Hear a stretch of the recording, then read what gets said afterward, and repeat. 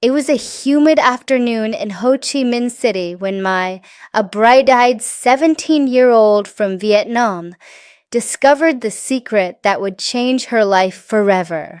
She sat on the worn wooden floor of her family's small apartment, flipping through a tattered English textbook that felt heavier than her hopes. Every page was crammed with grammar rules she couldn't remember, vocabulary she couldn't pronounce, and exercises that sapped her confidence. "Why does it have to be so hard?" she whispered to herself. Outside, the roar of motorbikes and the sizzling of street food filled the air, but inside her mind, silence reigned. She felt stuck, trapped by her own fear of making mistakes. Then one evening, scrolling through videos on her cracked smartphone, she stumbled across a channel called Voices Across Borders. The thumbnail showed a young woman laughing under a cherry blossom tree in Japan. The title read, "How I Learned English Through One Short Story That Changed Everything." Curiosity overcame Mai. She tapped play. Immediately, she was drawn in by a warm, inviting voice that spoke not with textbook precision, but with genuine emotion. The narrator wasn't a polished teacher, but someone who shared their journey fears, failures, triumphs in vivid detail. It wasn't a boring list of rules, it was an adventure. Inspired, Mai decided to follow the video's challenge. Write your own short story in English, no matter how simple, and share it with someone. She chose her older brother, Hung, who worked long hours at a cafe. That night, by the flicker of a single bulb, she wrote, "I was 17 and afraid. I wanted to speak English, but every word felt heavy in my mouth.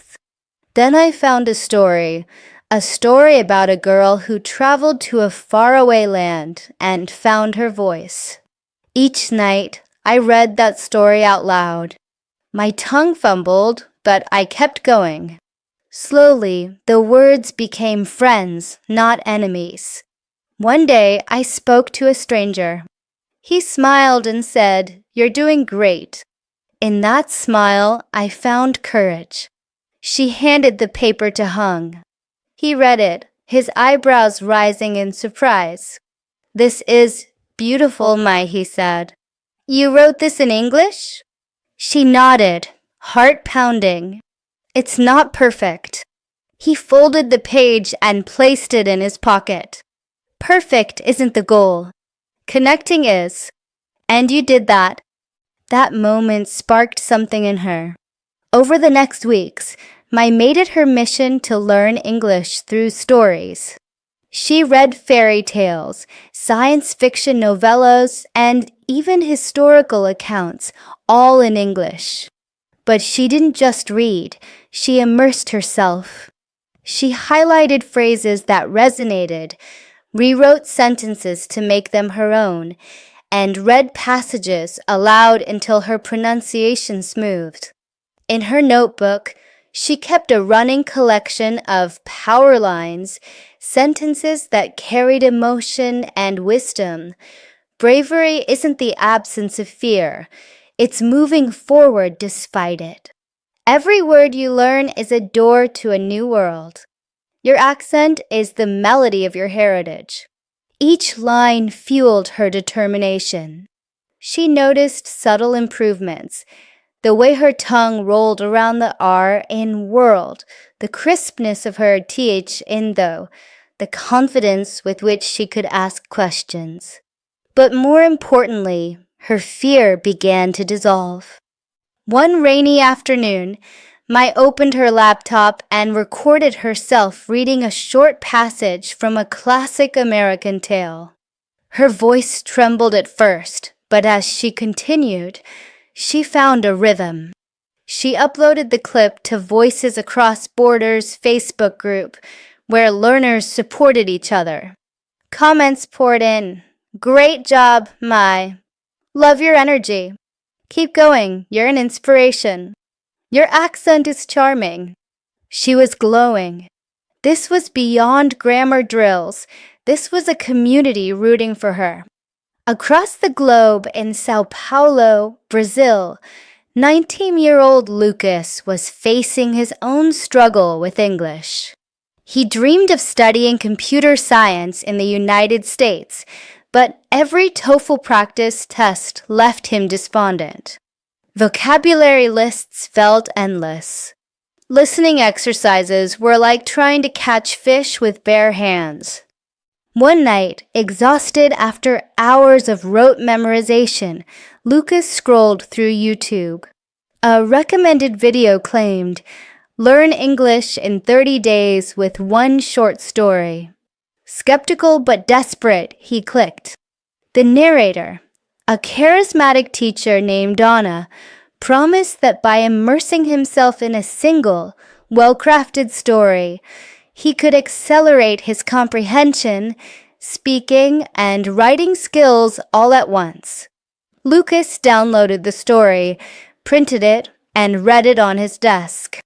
It was about a boy named Rafael from Argentina who traveled to Australia, facing language barriers, making friends, and discovering that stories bridge cultural gaps. With each chapter, Lucas encountered new words and context, breathtaking, resilience, serendipity, and gradually absorbed their meaning without the need for lengthy definitions. He listened to Anna's recorded narration while commuting on crowded buses. He paused and imitated her intonation when she said, he felt a surge of excitement as he stepped onto foreign soil. His classmates noticed his improved understanding during lectures. His confidence soared so much that he volunteered for a group presentation in English, a first for him. Back in Vietnam, I watched Lucas's progress in the Voices Across Borders group. She cheered him on as he posted short dialogues and celebrated when he received his TOEFL scores, an impressive 95 out of 120. She realized that despite their different countries, Vietnam and Brazil, their journeys mirrored each other. They were both ordinary young people using the power of storytelling to reshape their futures. One day, Mai decided to create her own video. She titled it, "How I Conquered My Fear of English with a 2,000-word story." Without any fancy equipment, she set up her phone against a stack of books, framed by soft lamplight. She spoke directly to the camera. "Hello, everyone. I'm Mai, a 17-year-old student from Vietnam. A few months ago, I couldn't say more than a sentence in English without shaking. But then I found a short story that spoke to my heart. I read it every night. I wrote my own ending. And bit by bit, I remembered that mistakes aren't failures. They're stepping stones. Today, I want to share with you how you can learn English through stories, too." She outlined her 3-step process. Choose a story that resonates. Pick a tale with themes you care about: adventure, friendship, growth. Engage with the text. Read aloud. Highlight powerful phrases. Rewrite sentences in your own words. Share your voice. Record yourself. Post in a supportive community.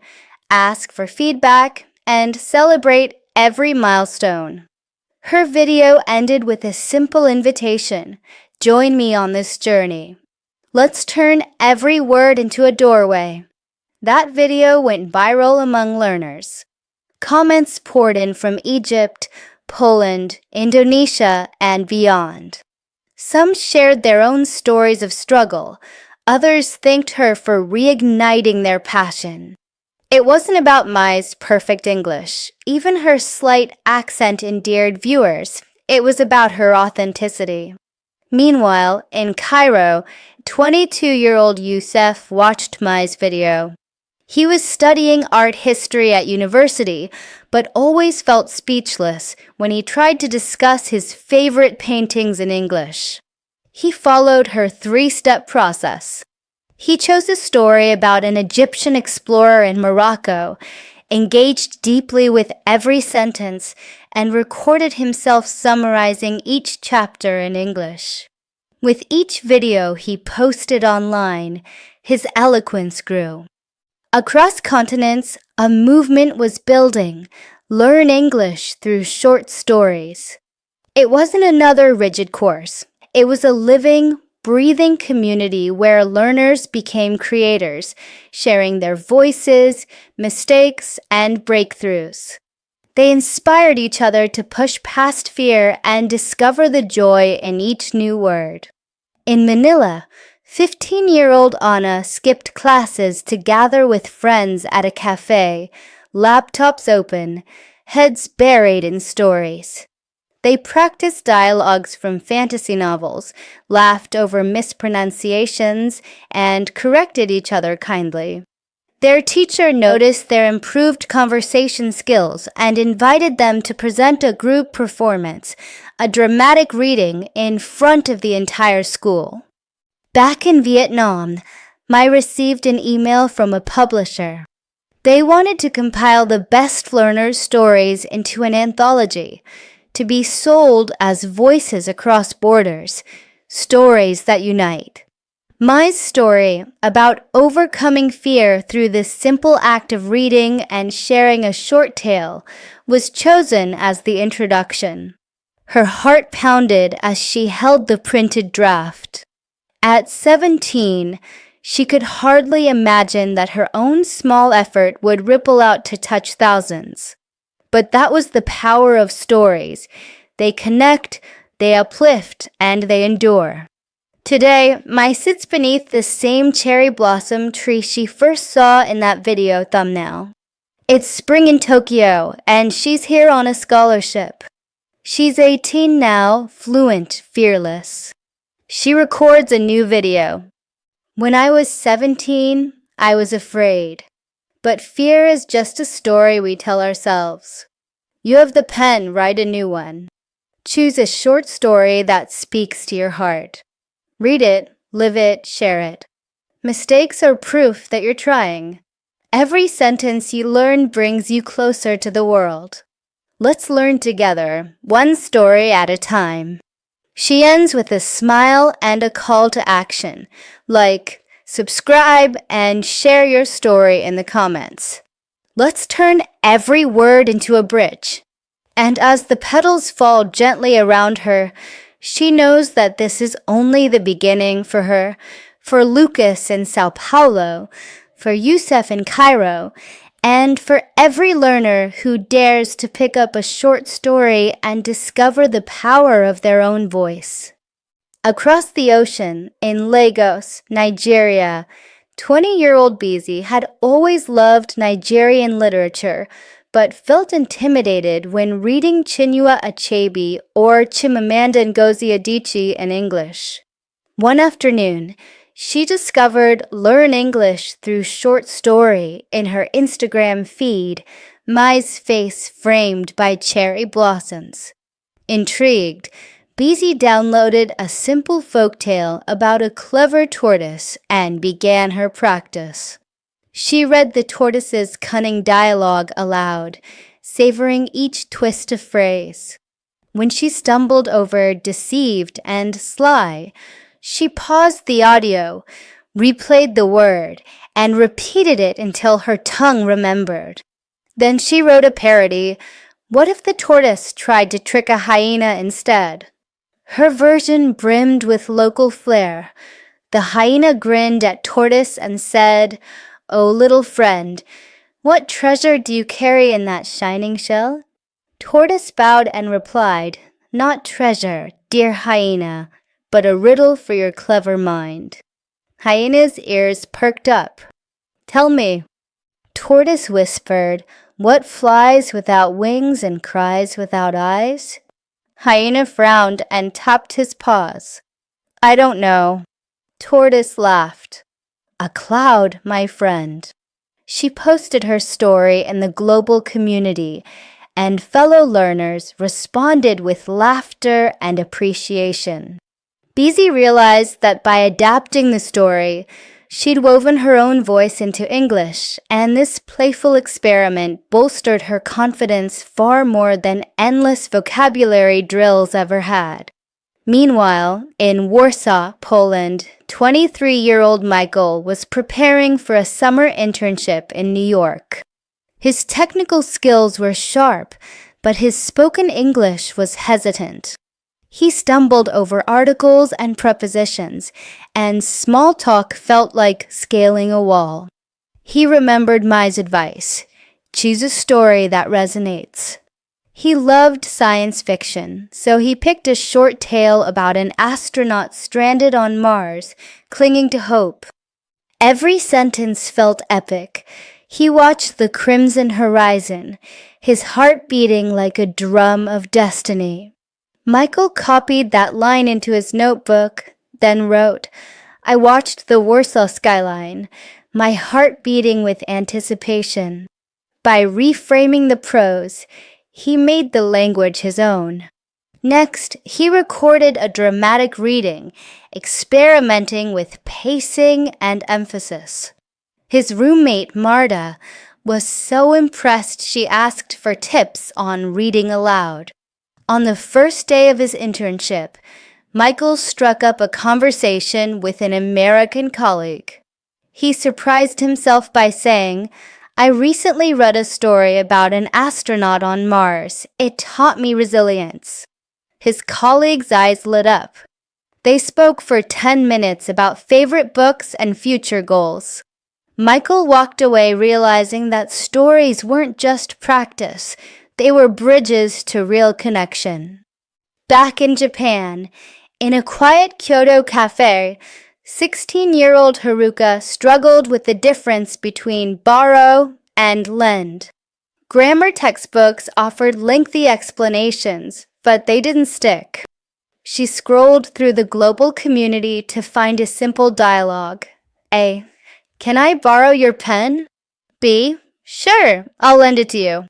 She wrote dozens of mini skits using that pattern, borrowing umbrellas on rainy days, lending manga to friends, borrowing chopsticks at a foreign exchange dinner.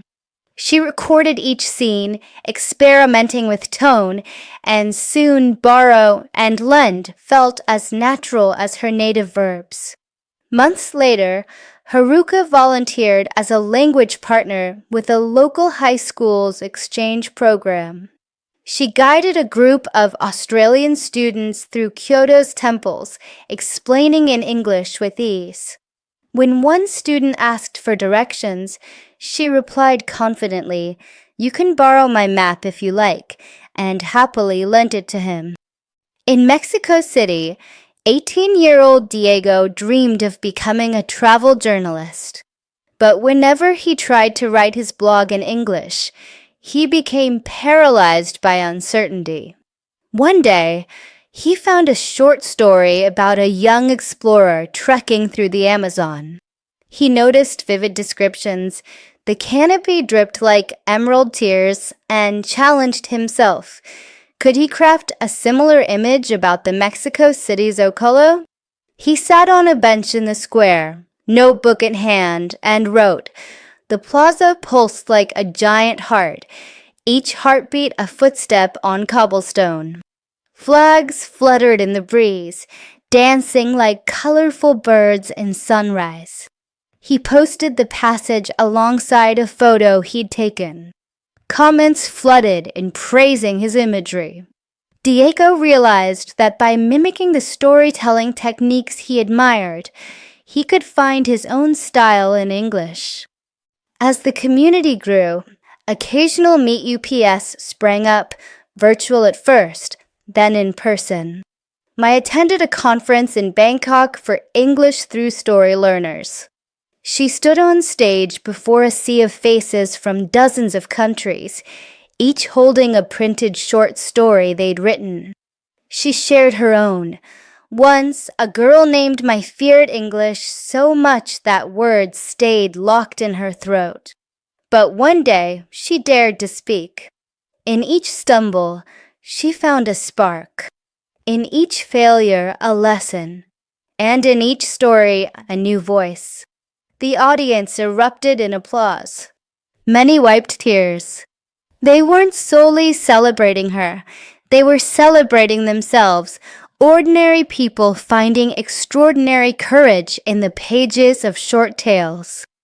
At that conference, I met Lena from Russia, who learned English through translating Dostoevsky summaries into simpler language.